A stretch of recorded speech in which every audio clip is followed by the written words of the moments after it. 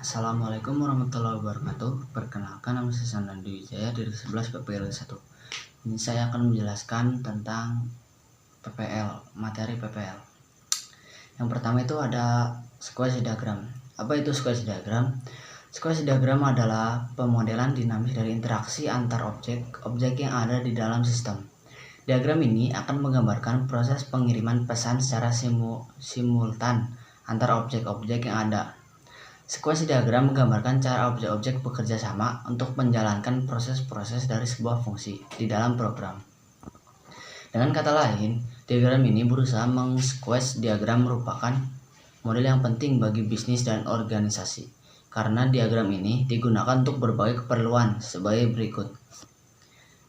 Yang pertama, menggambarkan lebih detail sebuah use case, memperlihatkan prosedur, fungsi, atau operasi secara logika dengan cara yang sangat baik, memungkinkan pengembangan dan penggunaan melihat cara objek-objek komponen-komponen berinteraksi satu dengan yang lain untuk menyelesaikan sebuah proses, merencanakan dan memahami detail-detail fungsi yang ada saat ini ataupun untuk skenario pengembangan yang akan datang, menggambarkan kemungkinan skenario penggunaan dari sebuah sistem. Squash diagram dapat digunakan untuk memastikan bahwa setiap logika skenario penggunaan telah ditelusuri. Ada sedikit perbedaan simbol yang digunakan pada squash diagram, tergantung kepada versi UML yang digunakan oleh perangkat lunak yang dipilih. Beberapa tool menggunakan simbol yang berbeda untuk objek aktor, sistem, basis data, dan berbagai tipe objek lainnya, sehingga beberapa tool UML menggunakan simbol yang sama. Pada Star UML, simbol yang digunakan untuk menggambar squash diagram hanya menggunakan leaf line untuk menggambarkan objek dan anak panah untuk menggambarkan pesan yang dikirimkan. Ada beberapa tipe anak panah yang digunakan untuk menggambarkan berbagai tipe pesan yang dikirim. Secara lengkap, simbol yang digunakan untuk squash diagram adalah sebagai berikut. Leaf line digunakan untuk menggambarkan objek-objek yang terlibat dalam interaksi yang digambarkan. Message adalah pesan yang dikirimkan dari sebuah objek ke objek yang lain. Pesan digambarkan dengan anak panah seperti yang ditunjukkan oleh message 1 pada gambar di samping. Self message adalah pesan yang dikirim untuk sebuah objek ke objek itu sendiri. Essence message adalah pesan dikirim untuk memanggil metode yang dimiliki oleh suatu objek dan menjalankan proses lain, meskipun proses sebelumnya belum selesai. Replace message adalah pesan yang dikirim kembali oleh sebuah objek ke objek lain sebagai balasan dari pesan yang dikirimkan sebelumnya. Create message adalah pesan yang dikirimkan untuk membuat sebuah objek baru. Assign signal message adalah pesan yang dikirimkan untuk melakukan sinkronisasi dari suatu device pengirim dan penerima. Delete message adalah pesan yang digunakan untuk menghapus sebuah objek. Objek yang dihapus oleh pesan jenis ini akan diberi tanda X. Pada model Explorer, tambahan squash diagram. Pilih squash diagram yang sudah ditambahkan. Dark Tool, tambahan 4 buah 4 aktor dan objek sesuai lifeline untuk mewakili dengan gambar sebagai berikut.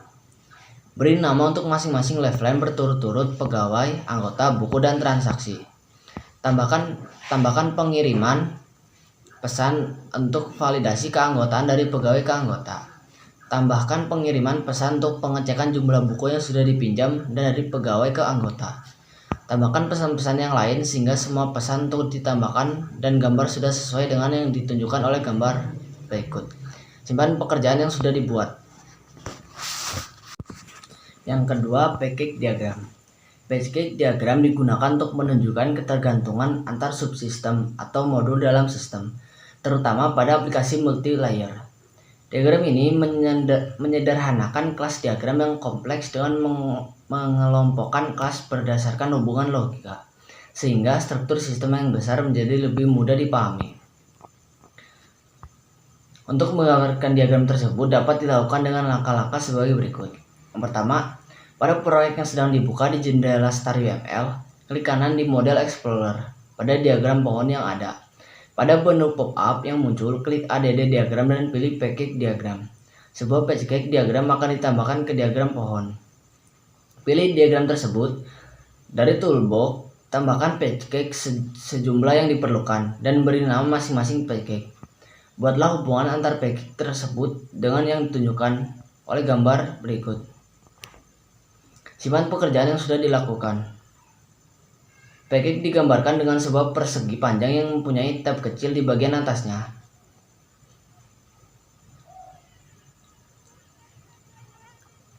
Simbol package yang digunakan sama dengan diagram yang lain, namun package ditempatkan di tab atau di bagian dalam dari persegi panjang. Ketergantungan digambarkan dengan menggunakan anak panah dengan garis putus-putus. Sebuah package bergantung pada package yang lain. Jika perubahan pada sebuah package yang lain mungkin saja memaksa perubahan pada package yang pertama. Dapat dilihat pada sistem perpustakaan, package yang ada dan hubungan antar package tersebut. Anda dapat melihat bahwa sistem mempunyai package dan buku, transaksi anggota dan antar muka, dan cara hubungan ketergantungan di antar package tersebut. Yang ketiga, deployment diagram. Deployment diagram adalah salah satu jenis Unfounded Modeling Language (UML) diagram yang berfungsi untuk menggambarkan penempatan deployment komponen software dalam perangkat keras. Dengan kata lain, diagram ini berusaha menggambarkan bagaimana perangkat keras saling terhubung dan bagaimana komponen software beroperasi di dalamnya. Tujuan dari deployment diagram: menampilkan struktur dari sistem pada saat dijalankan, menampilkan perangkat keras yang digunakan agar sistem dapat diimplementasikan, dan link antar berbagai item dari perangkat keras tersebut. Memodelkan elemen-elemen perangkat keras secara fisik dan jalur komunikasi antar mereka. Dapat digunakan untuk merencanakan arsitektur sistem. Digunakan untuk dokumentasi deployment dari komponen-komponen perangkat lunak dan node-node. Berapa simbol dari deployment diagram? Yang pertama ada node. Node digambarkan menggunakan simbol balok. Node dapat mewakili sebuah perangkat lunak atau perangkat keras. Asosiasi atau hubungan menggambarkan hubungan kerja antar dua node. Ketergantungan adalah hubungan antara dua node.